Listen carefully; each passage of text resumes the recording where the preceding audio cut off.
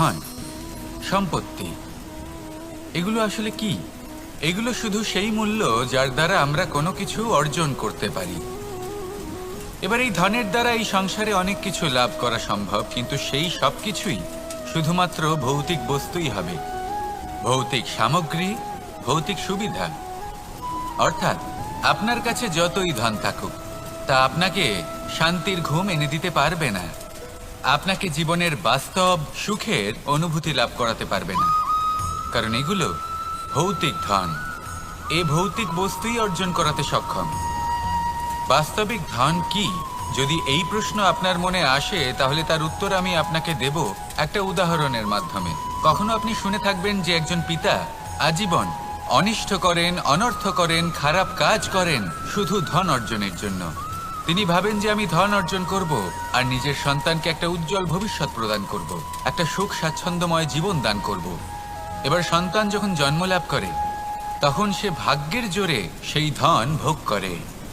যেরকম সে পায় সেরকমই তার ব্যবহার সে করে। কখনো আপনি এটাও দেখে থাকবেন যে সেই সন্তান সমস্ত ধন নষ্ট করে ফেলে, আর সেই পিতা যিনি সমস্ত ধন সঞ্চয় করেছেন, যিনি সেই ধনের প্রভু, আজ সেই ধনের প্রহরী হয়ে রয়েছেন। এবার এরকম কেন হয়? এরকম তখনই হয় যখন সেই পিতা বুঝতেই পারেন না যে তার জীবনের আসল ধন কি। সেই আসল ধন তার সন্তানকে সে দিতেই পারে না। যদি পিতা তার সন্তানকে কর্মের জ্ঞান দিতে পারেন, উচিত কোনটা অনুচিত কোনটা সেই শিক্ষা দিতে পারেন, সংস্কারের প্রকৃত শিক্ষা দিতে পারেন, তবে সেটা ধনের থেকে অনেক বেশি গুরুত্বপূর্ণ। এটাই হলো জীবনের বাস্তব ধন। আপনি সেই কথা তো অবশ্যই শুনে থাকবেন, কুসন্তান হলে ধন সঞ্চয় করে কি হবে, সুসন্তান হলে ধন সঞ্চয় করে কি হবে। সন্তান যদি কুপুত্র হয় তাহলে সব নষ্ট করে ফেলবে, আর সন্তান যদি সুপুত্র হয় তাহলে ধন থাকুক না থাকুক, সে নিজেই কর্মের পথে অগ্রসর হয়ে ধন অর্জন করবে আর নিজের জন্য এক উজ্জ্বল ভবিষ্যৎ গড়ে তুলবে। তাই সন্তানকে সম্পদ দেওয়ার আগে কর্মের জ্ঞান দান করুন, সুশিক্ষা দিন, কারণ এটাই হলো জীবনের প্রকৃত ধন। আসুন আর আমার সাথে ভালোবেসে বলুন, রাধা রাধা। জীবনে সাফল্য এবং অসফলতা আপনার বল, আপনার শক্তির উপরে নির্ভরশীল নয়, আপনার মানসিকতার উপর নির্ভরশীল। যদি কোনো ব্যক্তি দৃঢ় নিশ্চয় করে নেয় তাহলে সে কখনো হারে না। যদি কেউ হার মেনে নেয় তাহলে সে কখনোই জিততে পারে না। শেষ পর্যন্ত কি হয়? এই ভাবনাই সত্য হয়ে সামনে চলে আসে, আর এই ভাবনাই পরবর্তীকালে ইতিহাস রচনা করে। সেই জন্য আপনি যদি চান আপনার নাম ইতিহাসে থাকুক, তাহলে দৃঢ় হতে শিখুন। ইতিবাচক ভাবনার সাথে, পরিশ্রমের সাথে এগিয়ে চলতে থাকুন, প্রতিস্পর্ধা গ্রহণ করুন, আর শুধুই এগিয়ে যেতে থাকুন। সংসারে আপনি যে কোনো উচ্চতাতেই পৌঁছতে পারবেন, কারণ ইচ্ছে শক্তি আর ভালোবাসার চেয়ে বেশি শক্তিশালী আর কিছুই নেই। তাহলে আসুন আর আমার সাথে ভালোবেসে বলুন, রাধা রাধা। মানুষের জীবন দেখলে এতে সংকটও আসবে, বিপদও আসবে, অনেক সমস্যাও আসবে। কখনো কখনো এমন সময় আসবে যখন আমাদের আপনজনের থেকে সাহায্য চাইতে হয়। আমরা সাহায্য চাই আর তারা সাহায্য করেও দেন, আমাদের সংকট থেকে মুক্তও করে দেন। কিন্তু যখন এই সময় বদলে যায়, যখন সুখের সময় আমাদের জীবনে আসে, তখন আমাদের মনে একটা অহংবোধ জেগে ওঠে। মনে হয় উপকার আবার কি, সেই ব্যক্তি সাহায্য করেছিলেন তাতে কি, উনি তো নিজের কর্তব্য পালন করছিলেন। সেই ব্যক্তি আমাদের ধন দিয়েছিলেন যখন প্রয়োজন ছিল, তো আমরা সেই ধন তো ফিরিয়ে দিয়েছি, উপকার কিসের? এই ভাবনা অনুচিত। যদি কোনো ব্যক্তি আপনাকে সাহায্য করে থাকে যখন কেউ করেনি, যখন আপনার সবথেকে বেশি প্রয়োজন ছিল, সেই সাহায্য অমূল্য, আর সেটা উপকারী বটে। যদি কেউ উপকার করেন, তাহলে বিনম্র চিত্তে ভালোবেসে আজীবন তার উপকারের প্রতি কৃতজ্ঞ থাকুন। কারণ সত্যি কথা বলতে এই সংসারে উপকার করার মতো ব্যক্তি খুব কম রয়েছেন, আর উপকারের কথা মনে রাখেন এমন কৃতজ্ঞ ব্যক্তি আরও কম। সেই জন্য জীবনে কৃতজ্ঞ থাকুন আর আমার সাথে ভালোবেসে বলুন, রাধা রাধা। সুখ এবং দুঃখ এই দুই হলো আমাদের জীবনের অবশ্যম্ভাবী এবং গুরুত্বপূর্ণ অঙ্গ। আমাদের সকলের জীবনে কখনো সুখও আসে, আবার কখনো দুঃখও আসে। আমরা সবসময় ভাবি আমরা কিভাবে সুখ লাভ করব, কিভাবে আমরা দুঃখ থেকে দূরে থাকতে পারি। আর এই জীবনে যা কিছুই ঘটুক না কেন, সেই সব কিছু আমরা সুখ এবং দুঃখের মাপদণ্ডে মেপে থাকি। এবার এখানে একটা ছোট্ট বিষয় আছে। এটা ভেবে দেখতে হবে যে কে আসলে সুখী ব্যক্তি। সুখী ব্যক্তি হলেন তিনি, যিনি নিজের জীবনে নিজের কর্মের বিশ্লেষণ করে থাকেন, সেই বুঝে পদক্ষেপ নেন। উনি কি করতে চলেছেন সেটা উনি জানেন। আর যদি ওনার কোনো দোষ থাকে বা ভুল থাকে, তাহলে সেগুলো শুধরে নিয়ে এগিয়ে চলেন। সেই জন্য উনি সুখী হন। অন্যদিকে যে ব্যক্তি দুঃখী, তিনি কি করেন? তিনি নিজের উপর নয়, অন্যের উপর নিজের নজর রাখেন, যে তিনি কি করছেন, কিভাবে কর্ম করছেন। ওনারা অন্যের নিন্দা করেন, অন্যের সাফল্য দেখে ঈর্ষা করেন, ক্রুদ্ধ হয়ে যান, ওনাদের বাধা দিতে চেষ্টা করেন। সেই জন্যই তো ওনারা দুঃখী হন। এই সংসারে এমন অনেক ব্যক্তি আছেন যারা এই কারণে দুঃখী নন যে তাদের জীবনে দুঃখ আছে। তারা এই কারণে দুঃখ পান কারণ অন্যের জীবন অনেক বেশি সুখের। দেখুন, শেষ পর্যন্ত আপনাকে নিজের কর্মের প্রতি মনোসংযোগ করতেই হবে, অন্যের প্রতি নয়। কারণ আপনার জীবনে আপনার কর্ম হলো এমন একটা জিনিস যা আপনার নিয়ন্ত্রণে আছে। নিরন্তর চেষ্টা করতে থাকুন, নিজের কর্মকে বুঝতে শিখুন, শুধরে নিন, নিজেকে শ্রেষ্ঠ করে তুলুন। তখন সাফল্য নিজে থেকে আপনার কাছে আসবে, আর এই মন প্রসন্ন হয়ে বলবে, রাধা রাধা। কামবোধ, এটাই আপনার অন্তরের প্রথম শত্রু। বেশিরভাগ মানুষই কামবোধ বলতে লালসা বোঝেন, কিন্তু এটা সম্পূর্ণ সত্য নয়। কামের আসল অর্থ হলো কামনা। এটা খুবই সহজ ব্যাপার। মনুষ্য শরীর থাকলে, মানুষের মন থাকলে এই কামনা অবশ্যই থাকবে। এবার এটাই দেখতে হবে যে এই কামনা নেতিবাচক কামনা নাকি ইতিবাচক কামনা। অন্য কারোর জিনিসে নজর দেওয়া, অন্য কোনো মানুষের উপর নজর দেওয়া, কোনো অনুচিত বস্তুর দিকে নজর দেওয়া, এই নেতিবাচক কামনা। আর এই দুষ্কামনা মানুষকে দিয়ে অপকর্ম করাবেই করাবে। তাই মনে রাখবেন, যে ব্যক্তি নিজের কামনাকে নিয়ন্ত্রণে রাখতে পারেন, তিনি সঠিক পথেও থাকেন, সঠিক লক্ষ্যে পৌঁছতেও পারেন।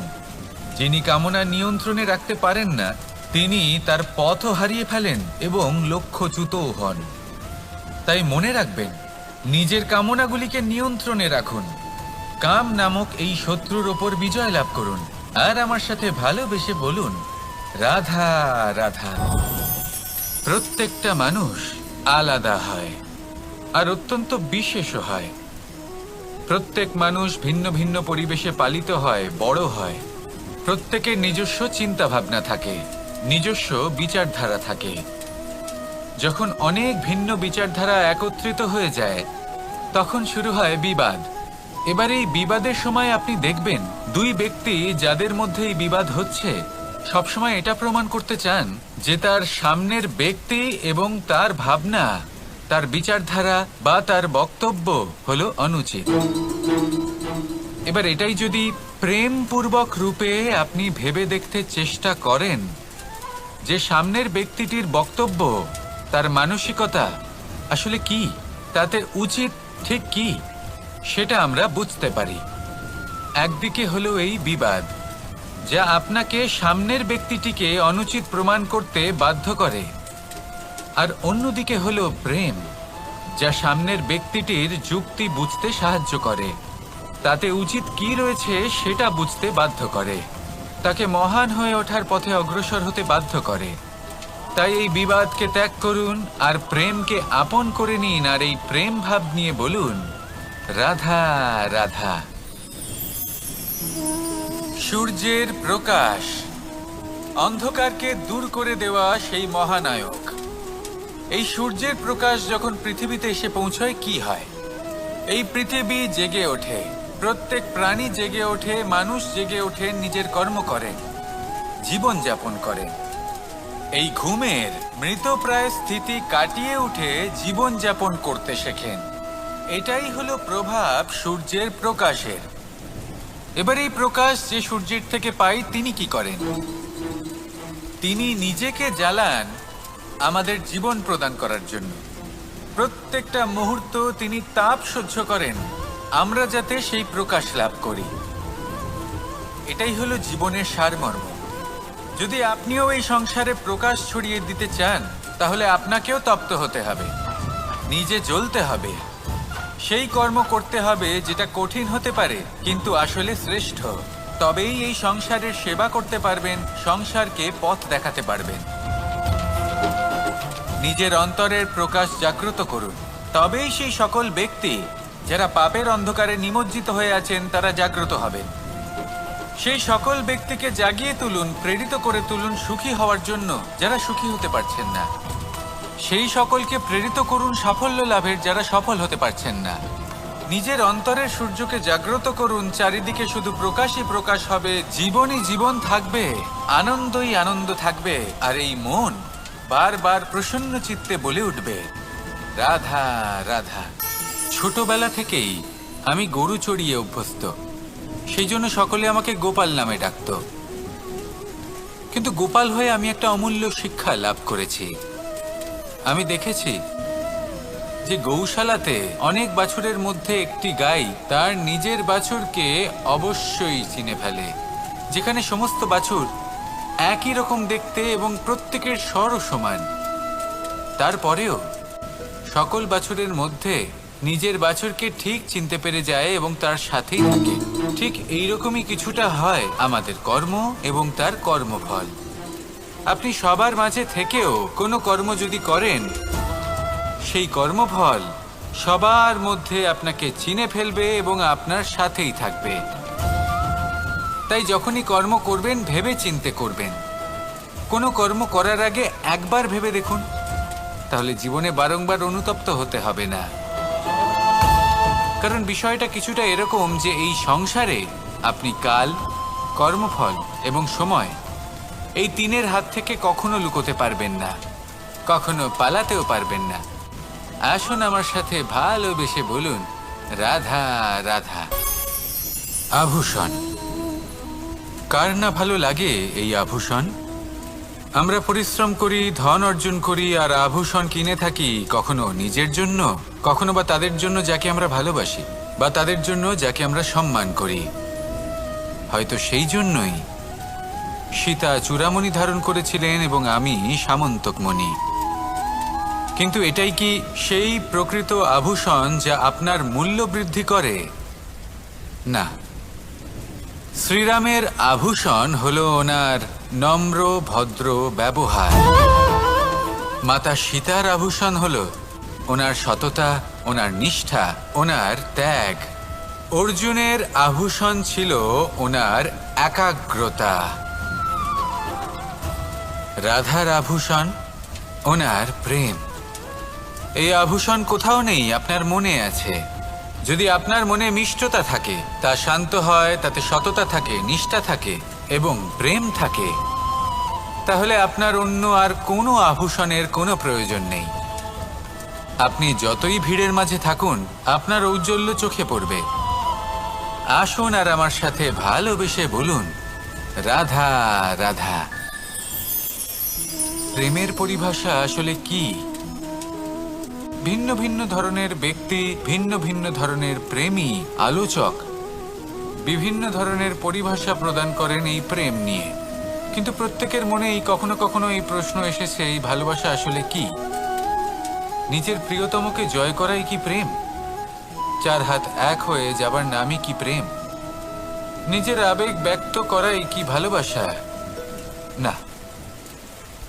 প্রেমের অর্থ কাউকে লাভ করা নয়, বরং তার মাঝে বিলীন হয়ে যাওয়া। যদি কারোর হাত ধরে থাকি, তাহলে আজীবন তার সাথে পথ চলা হলো প্রেম।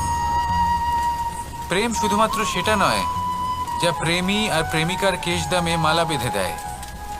মাতা পিতার জন্য দিনরাত পরিশ্রম করা, নিজের পরিবারের জন্য দিনরাত পরিশ্রম করা, সেটাও প্রেম। নিজের বন্ধুদের জন্য, আপনজনের জন্য সবকিছু উজাড় করে দেওয়ার নাম হলো ভালোবাসা। নিজের মাতৃভূমির জন্য সাহসের সাথে লড়াই করা এবং আনন্দে নিজের জীবন ত্যাগ করে দেওয়াও কিন্তু প্রেমের নামান্তর। সেই জন্য যারা বুদ্ধিমান ব্যক্তি তারা কখনো প্রেমের পরিভাষা খুঁজতে চান না, কারণ তারা জানেন যে এই প্রেম কতটা বিশাল। তারা জানেন যে এই প্রেম হলো এক বিশাল সাগর যাকে নিজের মুঠোয় ধরে রাখা যায় না। সেই জন্য এই প্রেমের সাগরে ডুবে যান এবং সকলকে ভালোবাসতে শিখুন।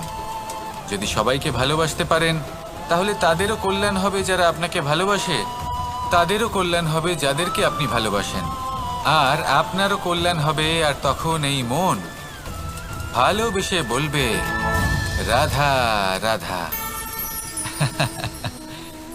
হাস্য, হাসি জীবনে অত্যন্ত মূল্যবান হয়।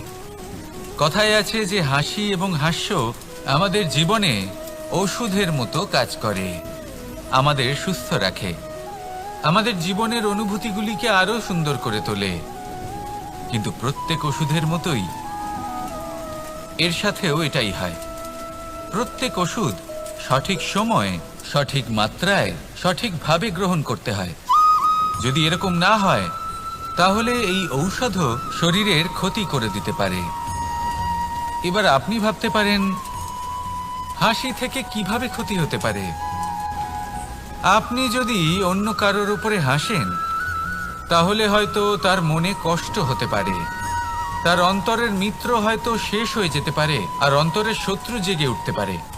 কিন্তু এটাই যদি আমরা সকলকে সাথে এনে সকলের সাথে হাসি, তাহলে হয়তো আমাদের অন্তরের এই হৃদয়ের ভেতরে লুকিয়ে থাকা যে শত্রু তা শেষ হয়ে যেতে পারে, আর অন্তরের বন্ধুসত্তা প্রকাশিত হতে পারে। ঠিক কি না? এবার আপনাকে উদাহরণ দিই। যখন দ্রৌপদী দুর্যোধনকে নিয়ে হেসেছিল তখন তা মহাভারতের সৃষ্টির কারণ হয়েছিল। কিন্তু সেইখানেই যখন পার্থ আর মাধব একসাথে বসে মৃদুমন্দ হাসতেন তখন ধর্ম স্থাপন করা হয়েছিল। তা আপনি কি চান? কাউকে নিয়ে হেসে তাকে আঘাত করতে চান, নাকি সকলকে একসাথে এনে তাদের হাসিয়ে তুলে ধনাত্মক প্রভাব ফেলতে চান? সিদ্ধান্ত আপনার। আসুন আর আমার সাথে ভালোবেসে বলুন, রাধা রাধা।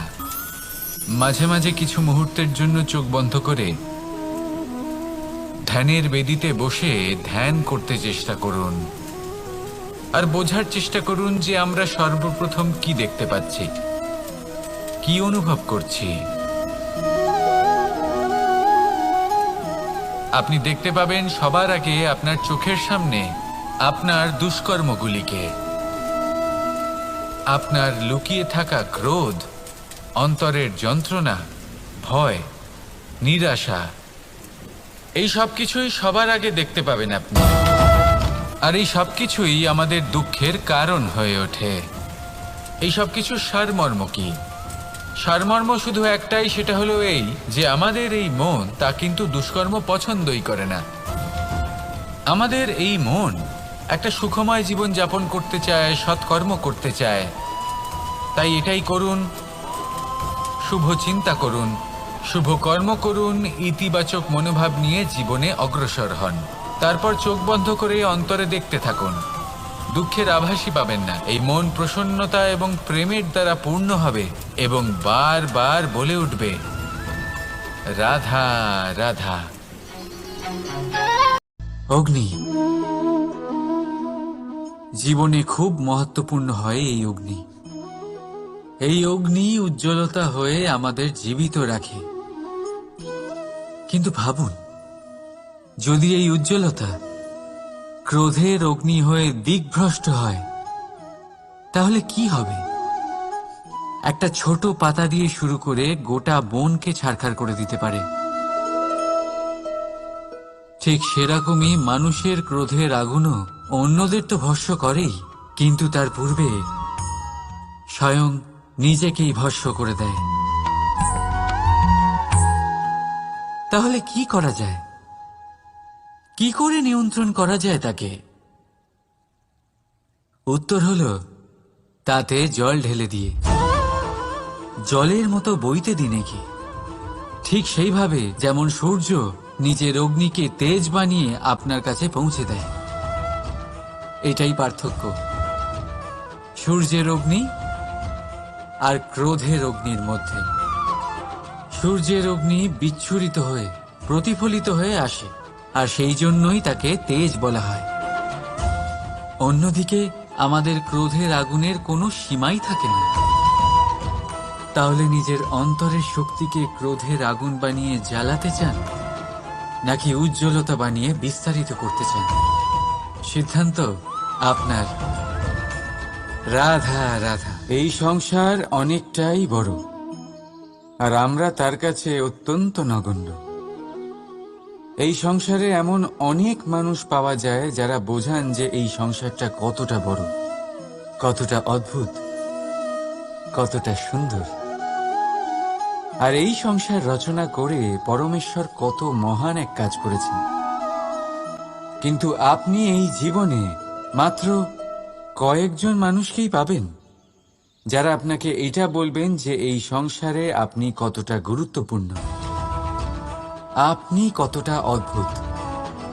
যদি আপনি তাদের সাথে থাকেন তাহলে তারা নতুন কিছু সৃষ্টি করতে পারেন, এই সংসারকে আরো কতটা পবিত্র করতে পারেন। তাই এই সংসারকে গুরুত্ব না দিয়ে সেই মুষ্টিমেয় কিছু মানুষকে গুরুত্ব দিন, কারণ তারাই হলো আপনার আপনজন, আর তারাই আপনাকে সঠিক পথে চালিত করবে। মানুষকে তো বর্ষার স্রোতও বয়ে নিয়ে যেতে পারে, তাকে সাগরও ডুবিয়ে দিতে পারে, কিন্তু গঙ্গা জল সবচেয়ে বেশি শুদ্ধ, কারণ তার কয়েক ফোঁটা মানুষকে মুক্ত করে দেয়। রাধা রাধা। এ হলো একটা পাতলা সুতো। ভাবছি যদি এটা দিয়ে আমি পোশাক বানাই তাহলে নিজের জন্য কত সুন্দর একটা পোশাক বানাতে পারবো। কিন্তু যদি এটা আমি...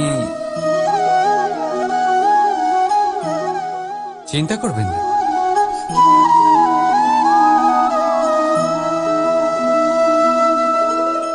দেখুন এই সুতো জোড়া লেগে গেল। শুধু পার্থক্য হচ্ছে এটাই যে আগের মতো এটা আর সরল নেই, আর এটার দৈর্ঘ্য আগের থেকে কিছুটা কমে গেছে। এই সংসারে প্রেমের সাথেও ঠিক এটাই হতে পারে। প্রেমের এই সুতো যা দুই মানুষকে একসাথে বেঁধে রাখে, অহংকার আর স্বার্থের আঘাত সে সহ্য করতে পারে না, ছিঁড়ে যায়। চেষ্টা করলে আবার এই সম্পর্ক হয়তো জোড়া লাগতে পারে, কিন্তু তা আগের মতো কখনোই থাকে না, কারণ মনে গিট পড়ে যায়। সেই জন্য প্রেমকে স্নেহের সাথে সামলে রাখুন, অহংকার আর স্বার্থের থেকে দূরে থাকুন। রাধা রাধা। আগুন কি করে? জ্বালায়। সেটা কাঠই হোক, কয়লা হোক, বস্ত্র হোক, যাই আপনি আগুনে দেবেন তা ভস্ম হয়ে যাবে। কিন্তু সোনা, যদি আপনি সোনা আগুনে ফেলেন তাহলে তা কুন্দন হয়ে নিজের অস্তিত্ব তৈরি করে। যদি আপনি লোহা গরম করেন তাহলে তা ইস্পাত হয়ে যায়। কেন? কেন হয় এরকম? কারণ তাদের অন্তরের আগুন জ্বালানোর আগুনের থেকে অনেক বেশি তীব্র হয়। এই আগুন হলো পবিত্রতার, এই আগুন হলো নিশ্চয়তার। যদি আপনার লক্ষ্য স্থির থাকে, আপনার ইচ্ছে দৃঢ় হয়, তাহলে কুন্দন হয়ে বেরোবেন, ইস্পাত হয়ে বাঁচবেন, অন্তর থেকে শক্তি পাবেন, আর কেউ আপনার সাথে কোনো অনিষ্ট করতে পারবে না। রাধা রাধা। মানুষের জীবন কি? আপনি বলতে পারেন জন্ম আর মৃত্যুর মধ্যেকার সময়। আর মৃত্যু কখন হয়? যখন মানুষ শ্বাস নেওয়া বন্ধ করে দেয়, হাত পা নাড়ানো বন্ধ করে দেয়, ভাবা ছেড়ে দেয়। এমনটা নয়, মানুষের অন্ত তার মৃত্যু তখনই হয় যখন তার অন্তরের করুণা শেষ হয়ে যায়। করুণা সেই ভাব যা মানুষকে মানুষ করে তোলে, যা এক মানুষকে আরেক মানুষের কষ্টে তার প্রয়োজনীয়তা অনুভব করে, আর সেটাই তাকে শক্তি দেয় অন্য কাউকে সহায়তা করার জন্য, তাকে পাত্র করে এই সৃষ্টির নিয়ন্তা হবার জন্য। দেখুন, এই সংসারে মৃত্যু কেবলমাত্র একবারই হয়, তাই তার আগে কেন মরব? এই করুণাকে কেন মারব? নিজের মনুষ্যত্ব বজায় রাখুন। মৃত্যুর পরেও আপনি জীবিত থাকবেন। রাধা রাধা। এটা হলো সূচ, আর এটা হলো তলোয়ার। এবারে আপনারা বলুন, আপনাদের দৃষ্টিকোণ থেকে এই দুই বস্তুর মধ্যে কোনটা বেশি শক্তিশালী আর গুরুত্বপূর্ণ হতে পারে? আপনি বলবেন তলোয়ারই সবচেয়ে শক্তিশালী বা গুরুত্বপূর্ণ। আচ্ছা, মানলাম যে তলোয়ার বেশি ভারী হয়। তলোয়ার আপনাকে যুদ্ধে বিজয়ী করে, যুদ্ধে শত্রুর বিনাশ করে, কিন্তু তলোয়ার দিয়ে আপনি কখনো আপনার বস্ত্র সেলাই করতে পারবেন না। যদি আপনার পায়ে কাঁটা ফুটে যায়, তা আপনি তলোয়ার দিয়ে বের করতে পারবেন না। আপনাকে সূচের ব্যবহার করতেই হবে। এবারে বলুন, তলোয়ার পেয়ে যাওয়ার পরে এইভাবে সূচকে হারিয়ে ফেলা কি ঠিক হবে?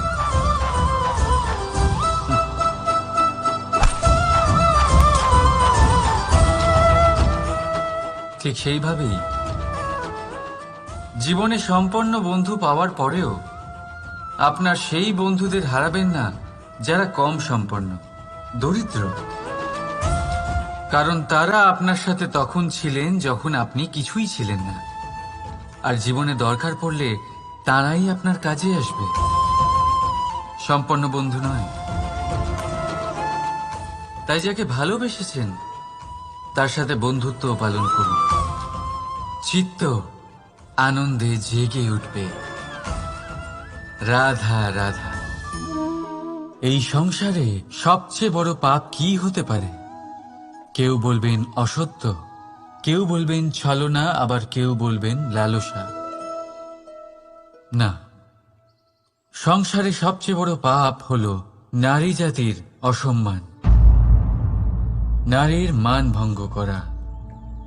কারণ এই অপরাধ কেবল নারীর শরীরকেই নয়, বরং তার মন আর আত্মাকেও আহত করে থাকে। তাহলে এবার প্রশ্ন হলো, যে এই অপরাধ করেছে তাকে কি শাস্তি দেওয়া উচিত? কেউ বলবেন শারীরিক যন্ত্রণা, আর কেউ বলবেন মৃত্যুদণ্ড। কিন্তু এই অপরাধের শাস্তি নির্ধারণ করার আগে এটা জানার কি কোনো প্রয়োজন নেই যে অপরাধী আসলে কে? এখন আপনি বলবেন সহজ ব্যাপার, সেই পুরুষ যে নারীর মান ভঙ্গ করেছে। কিন্তু এ কি সম্পূর্ণ সত্যি? নিজের অপমানের জন্য, নিজের সম্মানকে নিজেই হারানোর জন্য কখনো নারী কি নিজে দায়ী হতে পারে না? ভেবে দেখুন, সম্মানহানির থেকে বাঁচার জন্য সর্বপ্রথম সম্মানের সীমার উপর নজর দেওয়া প্রয়োজন। রাবণ সীতার হরণ এই জন্যই করতে পেরেছিলেন কারণ সীতা নিজের বোকামোর জন্য রাবণের সেই সীমা উল্লঙ্ঘন করা সহজ করে দিয়েছিলেন। কিন্তু অশোক বাটিকাতে সেই সীতাকেই রাবণ স্পর্শ পর্যন্ত করতে পারেননি, কারণ সে রাবণ আর তার মাঝখানে ঘাস দিয়ে একটা ছোট রেখা বানিয়ে দিয়েছিলেন। জীবনে না বলতে শিখুন। যদি কেউ আপনার সম্মানের সীমা পার করতে চেষ্টা করে, তাহলে তাকে সেখানেই আটকাতে শিখুন। আপনার ওপরে ওঠা প্রথম হাত, প্রথম কটাক্ষ ওইখানেই আটকাতে শিখে নিন। তখন কোনো পুরুষের সাহস হবে না আপনাকে আবার অপমান করতে চেষ্টা করার। কারণ নারী জননী, পূজনীয়। তাই নিজেকে দুর্বল মনে করে আপনি অপরাধী হবেন না। রাধা রাধা। বলুন, শ্রেষ্ঠ কে? রেশমের সুতো যিনি তৈরি করেন, নাকি তিনি যিনি এই সুতো দিয়ে বস্ত্র তৈরি করেন? নিশ্চিতভাবে যিনি বস্ত্র বানান।